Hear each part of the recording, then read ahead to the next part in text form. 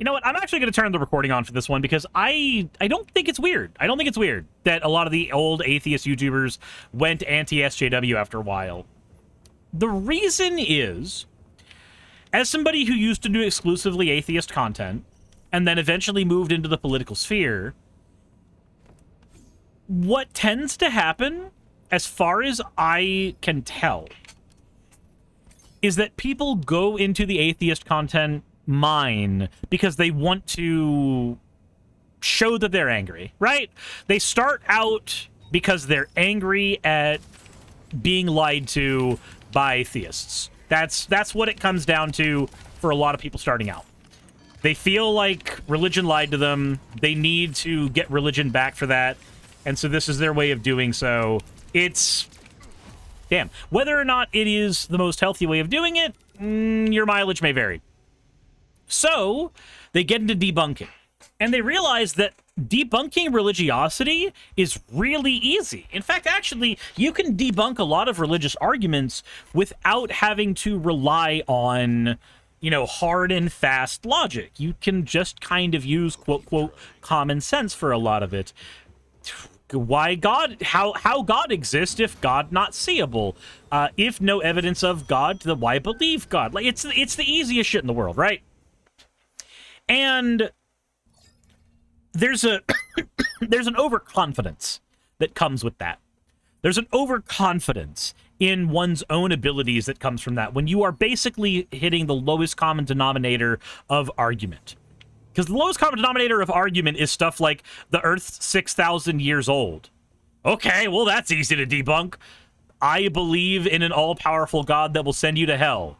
Well, you don't have evidence of hell, so who cares? Like, that's the easiest shit in the world to debunk. It takes no skill whatsoever, but it's what a lot of atheist content creators, including myself, cut our teeth on. And then you start looking at other things that you can cut your teeth on. You start looking at other things that you can debunk. And you realize that there's a whole bunch of people, there's a whole market, basically, about making fun of woo. And woo is, you know, any of the, like, new age pseudoscience-y stuff. And you start looking at that. And then you look at conversations about gender. And the conversations about gender and the conversations about woo and crystals kind of look similar. Not even kind of. They're really similar. The difference, though, is that the conversation about crystals and astrology is entirely vibes-based, while making claims about something that is entirely objective, right? So the woo practitioner says, hey, these crystals will cure your cancer. And then we can see that a person's cancer didn't go into remission when they took the crystals, and then suddenly we can go, okay, cool, that was woo, that was a lie, and we'll make fun of that. And a lot of times, your atheist content creators who move into that space do it because it is easy.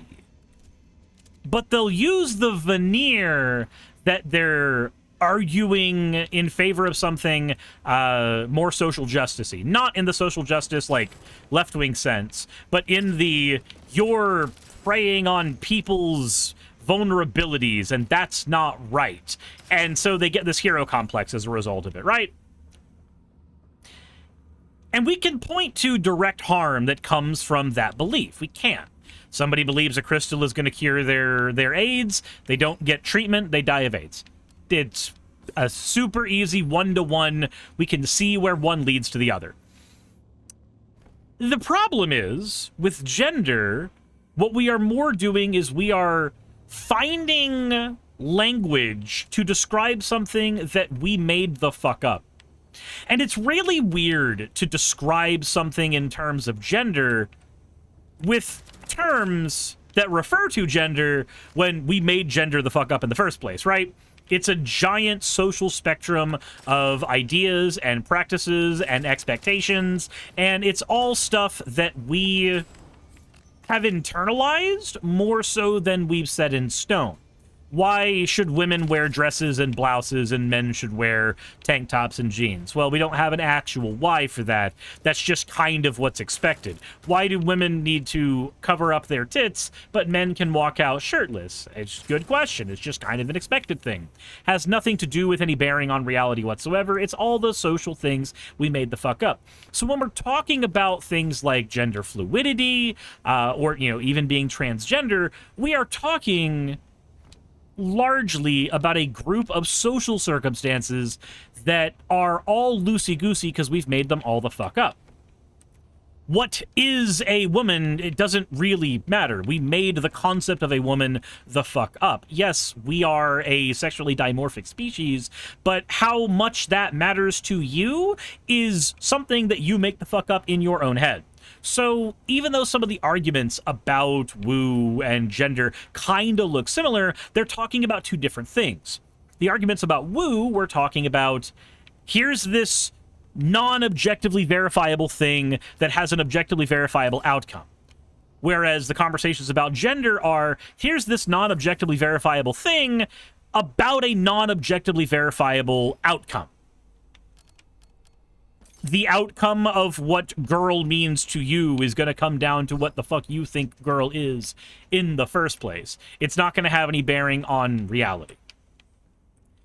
But it's very easy, because the arguments look so similar, for somebody who's doing the atheist content, who moves into the woo debunks, to look at conversations about gender as if they are conversations about woo.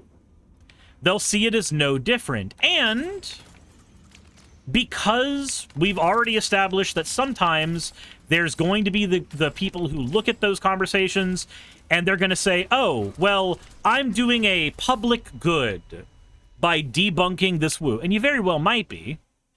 But once you start talking about gender, now you have the person thinking, oh, I'm doing a public good by arguing against gender. And now we have created a bit of a monster, because now anything that looks like the conversation about gender is going against the public good on an intuitive level, like, oh my god, it harms the children, now becomes a chopping block that anybody who's doing the no brain required debunks can lean into. So where do we go from that? Well, we get the people who say, I don't care if the adults are trans, I care how much you're affecting the kids, because we all want to protect the kids. And thus your anti-SJW content creator has a bone to pick. They have a bone to pick with conversations about gender, conversations about being trans, because this might have an effect on kids.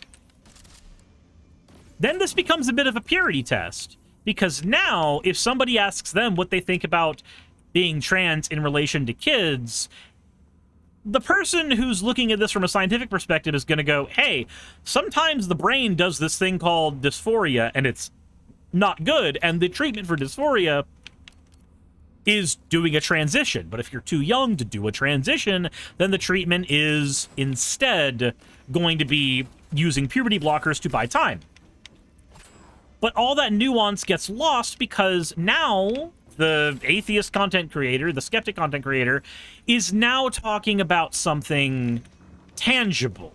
They're not talking about woo happening in a hypothetical sense, and they're not talking about woo that they can debunk as being directly harmful. Now they're talking about defending kids. Now this person can get in their head that they're some righteous defender. So when you talk about puberty blockers, suddenly you're giving castration chemicals to kids, and look at you, aren't you such a monster?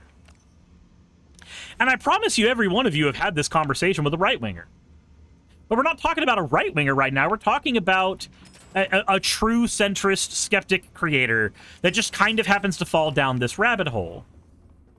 They go from debunking religion because it's easy for them to debunking woo because all the science has already been done and it's easy. And then they get to gender and all the conversations look kind of like woo, so they go down the if it quacks like a duck route. And then suddenly, by the end of it, they're an anti-trans bigot because they've been making content that's anti-trans because they think in their brain of brains that they've at least convinced themselves that they're doing it to defend the kids or some shit. And here's the thing. Not once during any of this have I articulated that the atheist or skeptic's views changed. Not once. This was just the ease. This was just the easy thing.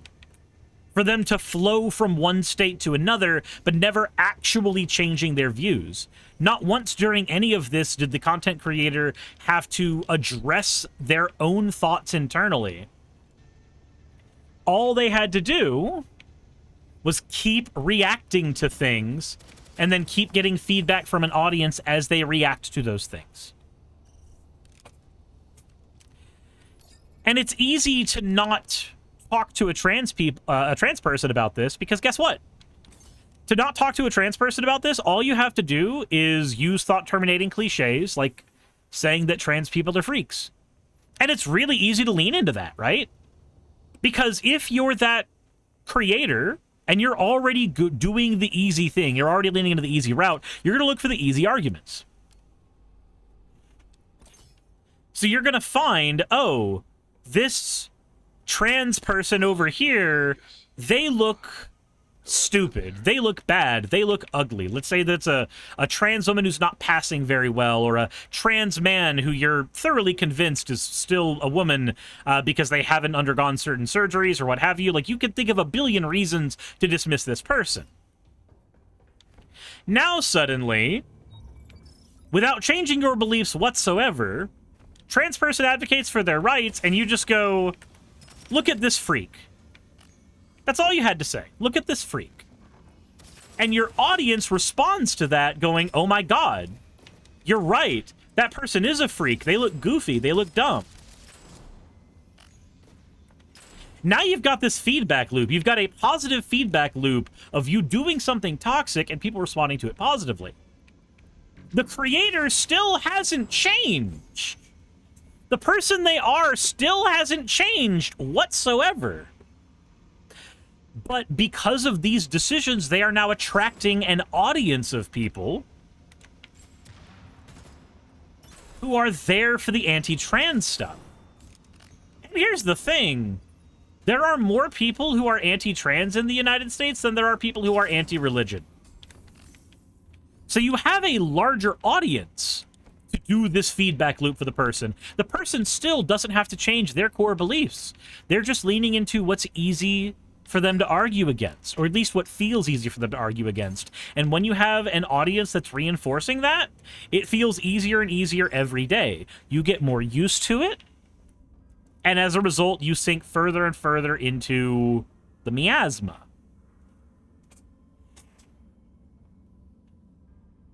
But not once has this creator changed fundamentally who they are. But what has changed is who they're hurting. What has changed is who they're arguing against. They started out arguing against a fictional being. Whatever version of God they were arguing against. That was their enemy. This fictional God who they were lied to about. And without changing anything fundamental about their beliefs or their argument structure, they ended up arguing against real people and their real experiences with not only the world around them, but fundamentally with who they are. And now they've generated an audience around them of people who are there for that content. They've generated an audience of people around them whose entire want now is to watch more of this content, shredding people, not for the content of their beliefs that can harm people, but for fundamental aspects, uncontrollable aspects of their identity. You haven't created a bigot. You have an environment that enabled bigotry, that rewarded it. And during this entire thing, you didn't have to change anything about the person. That person never turned into an alt-right bigot.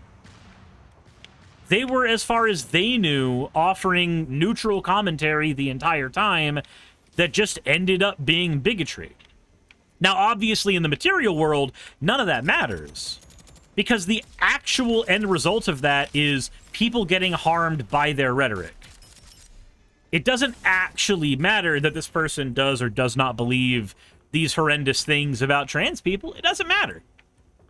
Their words are still harming them. Their actions are still harming them. The things they believe and the things they're espousing are still harming them. But because no internal change happened with this person, they just kept finding a new enemy, and this is the one that they've decided on.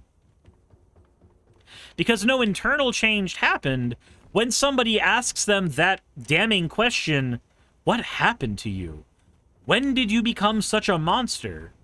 Their answer is always going to be, what are you talking about? Guitar Rocker says, nowadays it's people like Asmongold, Think Before You Sleep, Nuxtaku, and any drama tuber who's pushing people towards the far right. Yep. And again, to these people, they're not doing anything fundamentally different than just chasing the YouTube bag. When you ask them, how could you be such a monster? How could you do this?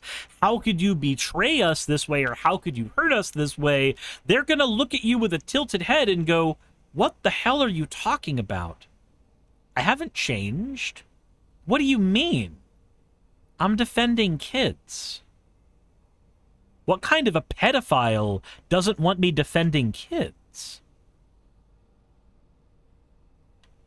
And that's how you turn an atheist, skeptic, debunker of any variety, milquetoast center person into a bigot. They just have to keep getting a feedback loop. And eventually that feedback loop is gonna reward them for doing that shit. Hey, thanks for making it to the end of the video. I really could not do any of this without all of you. Those of you watching, and especially those of you who support me on Patreon. I wanted to go ahead and take a minute to thank all of you who do that, because with YouTube being what it is these days, I really cannot do this full-time without the support from each and every one of you. Those people would be Red Joker, Purple Poundini, Jemshin, Britzkrieg, Jupe the Malignant, Michael, Ravalern, Mabbity Babbity, Astral Frontier, Tales of Atonement, Nixie Chan, Kiri Artemis, Victorian Alchemist, I'm not saying the last part of that, and you know that, Leela Ururaka, Arcton Arclacier, Kiratorian, Dren Hadamata, Jordan M, John L, Lord Bleck, Smiling Game Master, and Fireshard. Thank you so very much. But since you're here, why not go ahead and try watching another one? There should be one that's on the screen right now. And if you are a patron of mine, I wanted to go ahead and thank you again for all of your support. There is still a video you could press, though, if you'd like. I would appreciate it just a little bit.